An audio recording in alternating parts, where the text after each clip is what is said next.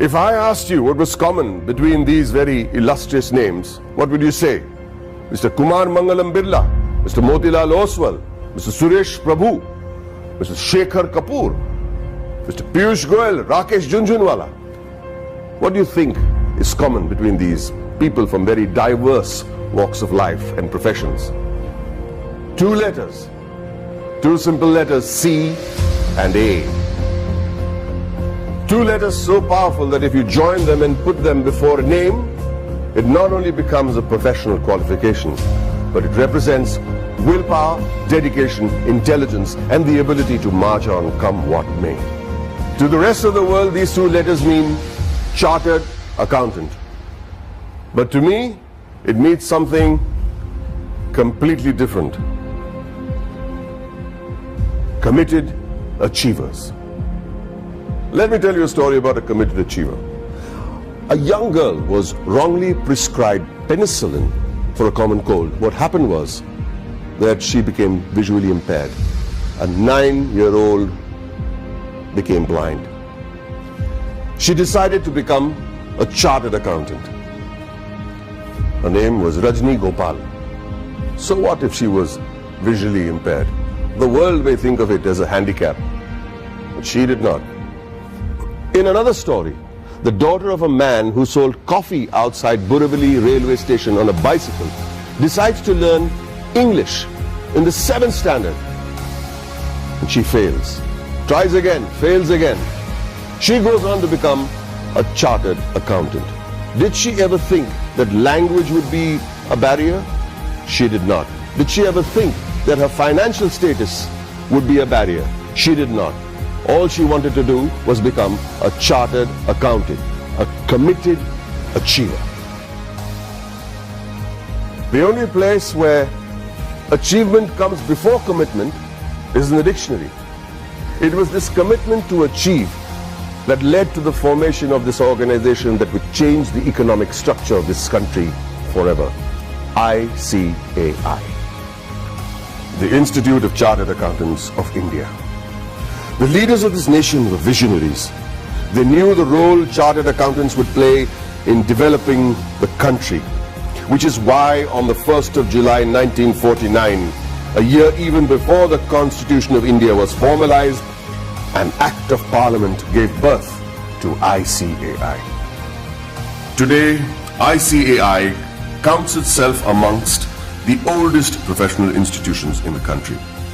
Born as a regulator of accounting profession to aid the economic growth of the nation, it is the second largest professional accounting and finance body in the world in terms of members, with a current roster of about 2.5 lakh members and counting as I speak, with a presence of about 71,000 female chartered accountants and 3.5 lakh girl students. ICAI holistically carries the mission of transforming the nation from women's development to women-led development. During its eventful journey of 70 years, ICAI has become an integral part of the Indian economy, taking it on the path of the fastest growing economy in the world. With its emphasis on financial reform, ICAI radiates with shining milestones that stand as the acknowledged cornerstone of India's economic growth. In the year 1956, chartered accountants were recruited for the first time in the commercial audit branch of CA and G. Many of you may not be aware that many accountants were part of the Indian freedom struggle, like First Lady Auditor C.R. Sivabhogam, who participated in non-cooperation movement on the call of the father of our nation, Mahatma Gandhi ji. She was also imprisoned for a year. Recognizing ICAI's strong regulatory framework, the High Courts acknowledged Council's strict disciplinary mechanisms in 1961. In 1964, the Council of the ICAI submitted its pre-budget memorandum for the first time. The memorandum contained useful suggestions for reorientation of taxation policies and procedures to the Finance Ministry. The process was so helpful that it is being practiced ever since. In the 70s, the ICAI started rendering free advisory services to SMEs and small taxpayers on maintenance of accounts, tax paying, and other financial matters. Not only did it enhance the financial literacy of businessmen and citizens, more importantly, it started the industrial growth in the country. It also collaborated with the government to enlarge the scheme of scholarships. With all humility, I wish to mention that in the year 1972, ICAI members had provided pro bono professional services to the heirs of the Jawans and officers of the armed forces who sacrificed their lives in the war. Complete exemption from tuition and registration fee of the institute was also granted to the children of Amar Jawans and officers. The 80s saw widespread gloom in India's macroeconomic performance due to the prevailing conditions in the country. However, during the period between 1980 and 1990, the economy began to improve and growth rate accelerated. The government appointed CA members on various committees like boards of public sector undertakings and nationalized banks. The government also appointed ICAI as an expert and independent advisor on company law, fiscal and various other committees. The corporate sector, the public sector corporations, cooperative societies and public trusts were brought under the accounting discipline by legislation. In the 90s, sales tax audit was introduced in many states, which was a direct result of ICAI's efforts to showcase the role played by the CA community. ICAI developed a research center in the form of a non-profit company to be named as Accounting Research Foundation. It was during this time that the government recognized the ICAI as the sole recommendatory body for setting accounting standards in the country.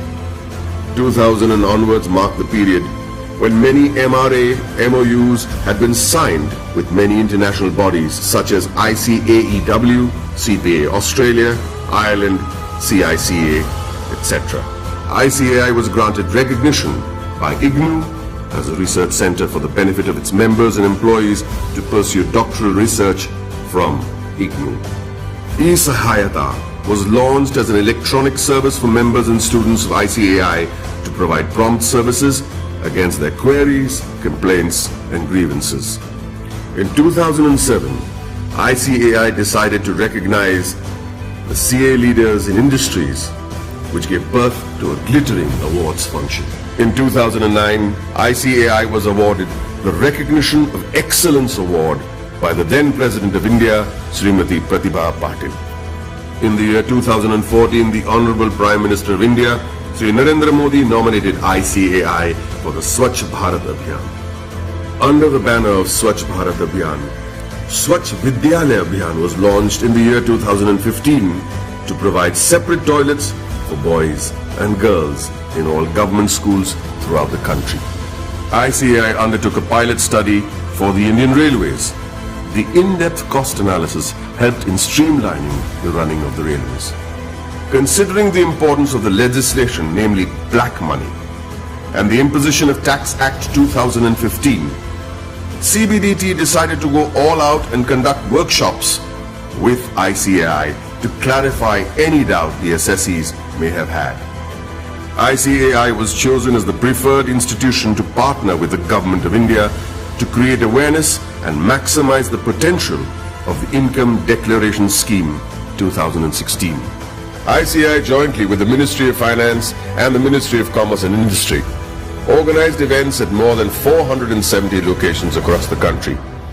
It was attended by more than 42,000 citizens, including chartered accountants, company secretaries, advocates, and members from trade and industry. ICAI's contribution to the scheme was acknowledged by Shri Arun Jaitley, Honorable Minister of Finance and Corporate Affairs. For the benefit of its members, ICAI established the Indian Institute of Insolvency Professionals of ICAI. ICAI extended its technical and infrastructural support towards the accounting reforms of various government offices. This meant moving from cash to accrual system of accounting after assessing the tremendous positive impact on national financial reporting. It was also an important year for the Indian economy, with GST being touted as the game changer, leading to one nation, one tax. ICAI, as always, was there to partner the government towards effective and smooth implementation of GST throughout the nation. As a result, ICAI and CA members became a proud knowledge partner for GST success. For a clearer understanding of GST, ICAI carried out more than 3,000 programs benefiting more than 2.5 lakh participants. ICAI also established GST Sahayata desks all across the country to facilitate small businessmen, traders, shopkeepers, and the public at large. ICAI has created a milestone by launching various incubation centers. In line with the Prime Minister's vision to support startups, ICAI is providing massive platforms to help CAs start their businesses.